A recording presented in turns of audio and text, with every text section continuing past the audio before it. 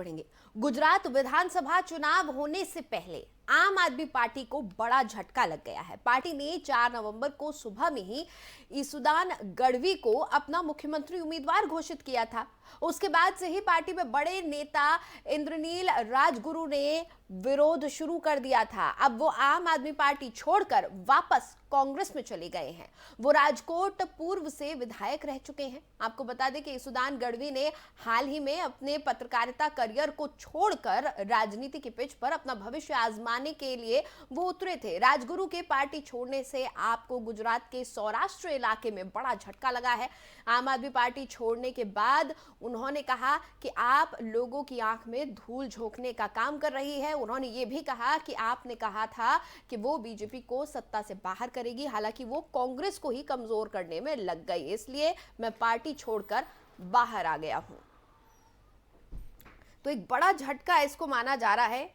इंद्रनील राजगुरु फिर से शामिल हो गए हैं कांग्रेस पार्टी में और इसके चलते सौराष्ट्र इलाके में आम आदमी पार्टी को बड़ा झटका इसको हम कह सकते हैं, क्योंकि इंद्रनील राजगुरु पहले भी कांग्रेस में थे और उसके बाद आम आदमी पार्टी में शामिल हुए थे।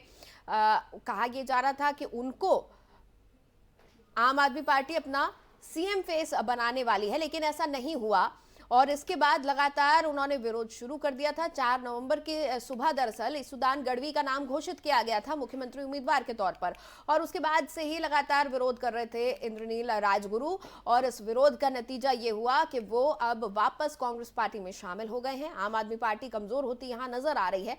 साथ ही इंद्रनील ने यह भी कहा कि लगातार आम आदमी पार्टी ये कह रही थी कि बीजेपी को सत्ता से बाहर करेगी, लेकिन इसके उलट वो कांग्रेस को कमजोर करने में लगी हुई थी। अब उनके इस बयान का ये भी मतलब निकाला जा रहा है कि लगातार ये दरअसल कई राजनीतिक विश्लेषकों द्वारा ये कहा जा रहा है, कई लोगों का यही मानना है कि गुजरात में दरअसल लड़ाई जीत के लिए नहीं है, सत्ता के लिए नहीं है, बल्कि आम आदमी पार्टी और कांग्रेस लड़ रहे हैं दूसरे नंबर के लिए। ये कई लोगों का मानना है ऐसा। तो ऐसा लग रहा है कि कहीं ना कहीं ये जो बयान इंद्रनील राजगुरु का सामने आया है उससे ऐसे संकेत मिल रहे हैं कि कहीं ना कहीं आम आदमी पार्टी भी ये मानकर चल रही है कि उसकी लड़ाई दरअसल दूसरे नंबर के लिए है। अब इस बयान के वैसे मायने कई निकाले जा सकते हैं। फिलहाल तो यही लग रहा है कि क्योंकि इंद्रनील राजगुरु को सीएम फेस नहीं बनाया गया, इसीलिए उन्होंने वापस कांग्रेस में जाने का फैसला लिया है। हालांकि इंद्रनील आरोप लगा रहे हैं आम आदमी पार्टी पर कि आम आदमी पार्टी लोगों की आंखों में धूल झोंकती है और आम आदमी पार्टी लोगों को धोखा दे रही है। अब आगे क्या कुछ होता है वो देखने वाली बात होगी। चुनावों की तारीख का ऐलान हो चुका है। महज लगभग 1 महीने का वक्त है जब तस्वीर साफ हो जाएगी कि गुजरात में एक बार फिर बीजेपी की सरकार आने वाली है या फिर कोई उलटफेर होने जा रहा है।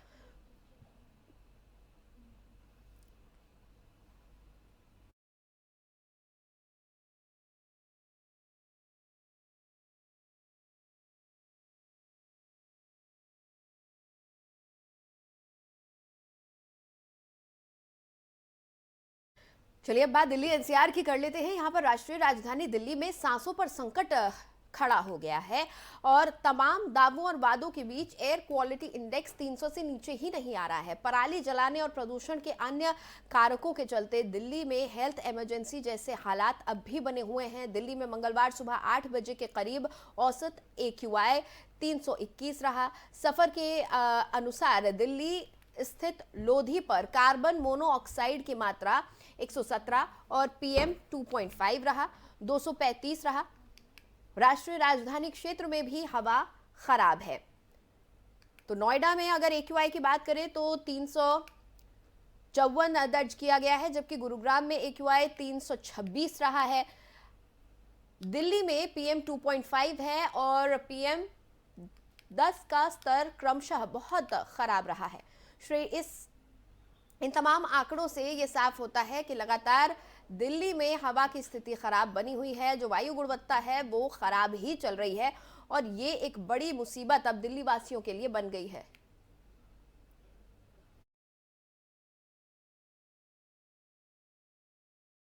खबर पर ज्यादा जानकारी के साथ मेरे सहयोगी संजय सिंह मेरे साथ जुड़ चुके हैं, सीधा उनसे हम बातचीत करेंगे।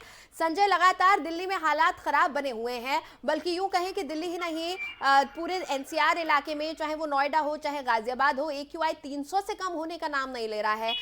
सांस की दिक्कतों वाले मरीज अब अस्पताल में ज्यादा आने लगे हैं।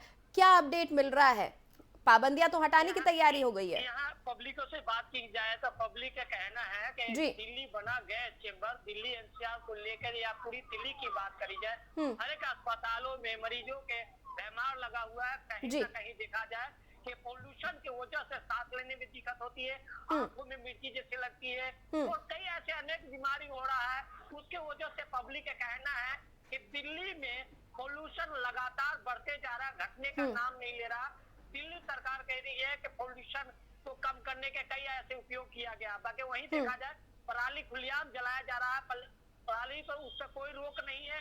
वहीं पर देखा जाए भलसवा लैंडफिल के आपकी बात करी जाए, इस खत्ते के साथ में हजारों की संख्या में पब्लिक रहती है। बाकी उस पब्लिक से हमने बात करी, उन्हें साफ तौर से कहना है कि इस जगह से कई ऐसे अनेक बीमारी होती है जो बच्चे से लेकर बुजुर्ग तक परेशान रहते हैं, हमेशा अस्पताल के चक्कर काटते रहते हैं। बाकी इस पर कोई भी सरकार के ठोस कदम नहीं उठाया जा रहा है। संजय, सरकार तो अब तमाम रियायतें देने की तैयारी में है। 2-3 दिन के लिए स्कूल ऑनलाइन किए गए थे, अब वापस स्कूल सुचारू किए जा रहे हैं। सभी सरकारी कर्मचारियों को वापस फुल स्ट्रेंथ में दफ्तर में काम करने को कहा जा रहा है।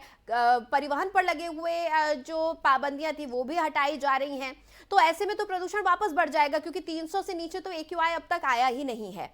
और वापस अगर सब चीजें उसी तरीके से उसी ढर्रे पर वापस आ जाएंगे तो कम होता नजर भी नहीं आ रहा अभी हाल तक। वो लगातार बढ़ते जाएगा और लगातार इस बात की देखी जाए कि जहाँ पे दिल्ली सरकार बिल्डिंग मटेरियल वाले को दुकान को बंद कर दिया, बिल्डर माफिया को दुकान की कर रहे हैं, वो बिल्डर माफिया खुलेआम काम चल रहा, धड़ल्ले से चल रहा है। एसडीएम की बात करी जाए तो उस पर एसडीएम कोई भी कार्रवाई नहीं कर पाते, क्योंकि खुलेआम में रहते हैं, बजरी सीमेंट रखा जाता है, उससे धूल मिट्टी उड़ता है, उससे पोल्यूशन बढ़ता है, उससे कोई भी कार्रवाई नहीं कर पा रहे। या दिल्ली सरकार की बात करें या एसडीएम की बात करी जाए, एसडीएम इस मामले में बात की गई तो उन्होंने साफ तौर से कहा दिया कि हम क्या कर सकते हैं, क्योंकि पूरी दिल्ली में है, जगह जगह पर रेते के काम हो रहे हैं, बजरी के काम हो रहा है।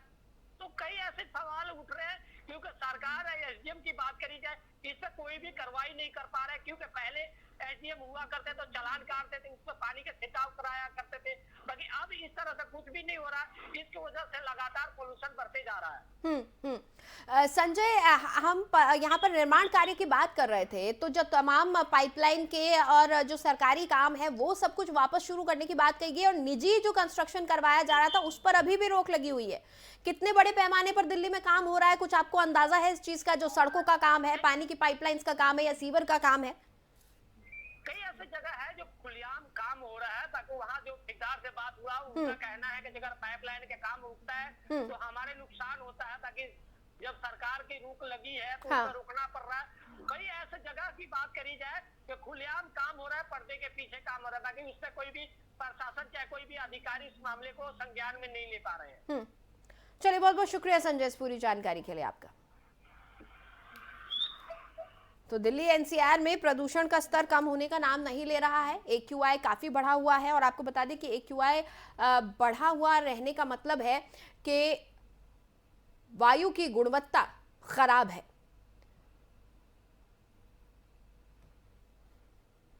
दिनों से दिल्ली एनसीआर की सुबह सिर्फ और सिर्फ स्मॉग से ढकी हुई होती है। लोगों को सांस लेने में दिक्कतें हो रही हैं, आंखों में जलन की शिकायत लोग करते हैं, लेकिन इसके बावजूद जो 2-3 दिन के लिए पाबंदियां लगाई गई थी वो तमाम पाबंदियां हटाई जा रही हैं।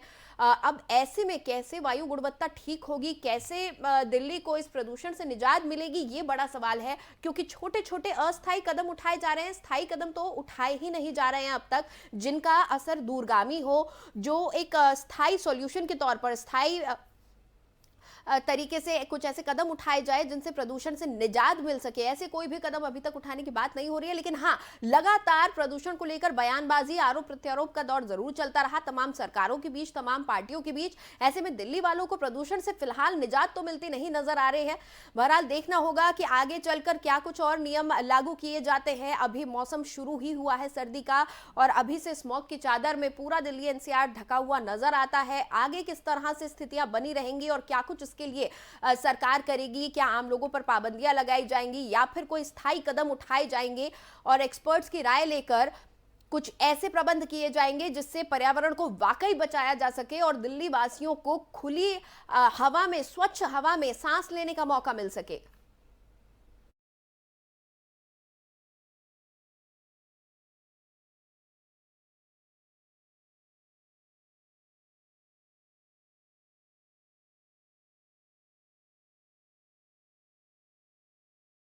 और फिलहाल इस बुलेटिन में इतना ही। मुझे दें इजाजत। खबरों के लिए आप बने रहिए FM न्यूज के साथ।